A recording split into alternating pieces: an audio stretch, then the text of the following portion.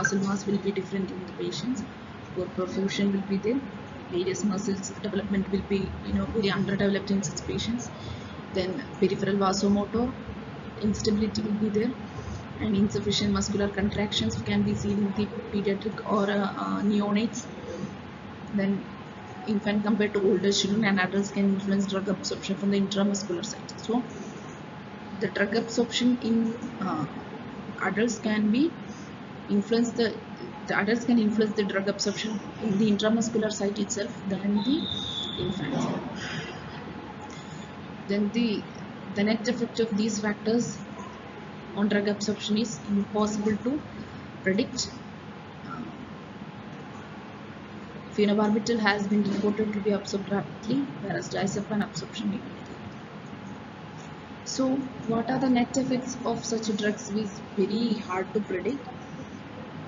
So here two examples are given. So the first one is like phenobarbital, which is absorbed rapidly, whereas diazepam absorption may be delayed. So sometimes the diazepam absorption is seen delayed in the pediatric populations. Then last point is like this intramuscular dosing is used rarely in neonates except in emergencies or when an intravenous site is inaccessible. So only two ways the intramuscular dosing is used for such kinds of patients. First one is emergency, and second one is when it is very inaccessible for the IV way. Then we go for the intramuscular site. So here what it is meaning, like drastic changes can be happen while using the intramuscular site when compared to the adults in the pediatric patients. So that what we're gonna say here. So in previous slides we have memorized what are the absorption factors we are facing in pediatric population, and next slide we are in this slide we are discussing about the intramuscular sites, the usage of intramuscular sites in the pediatric population, how it is affecting the drug efficacy, absorption rate, and what all kind of drugs which is very useful in the intramuscular way rather than the IV. What all differences we can see here. That all things we have discussed over here. So these are the things we are finding it over in this slide. So after that we will be moving to next slide.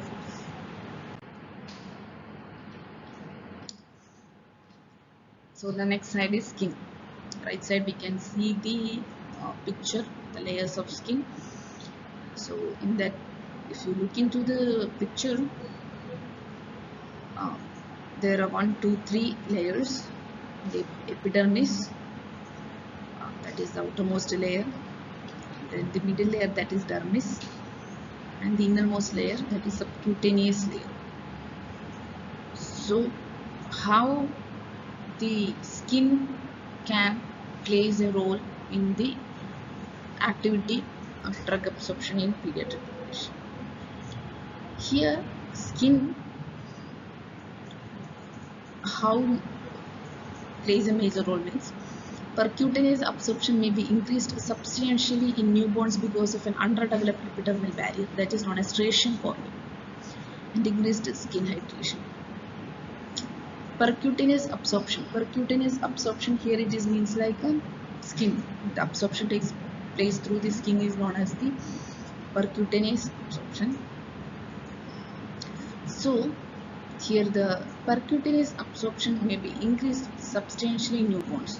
This absorption will be increasing substantially in newborns because of an underdeveloped epidermal barrier. Because the epidermal barrier means, look into the picture in epidermis, outer side of epidermis we can see the epidermal barrier. In some patients this epidermal barrier will be underdeveloped. Because it's a pediatric patient, newborn patients, it will be underdeveloped. It takes some time for the development of a striation corneum. So, and another one factor is that increased skin hydration will be seen in such a pediatric population. See the other factors. Next one is the increased permeability can produce toxic effects after the topical use of hexachlorophene soaps and powders, salicylic acid ointment.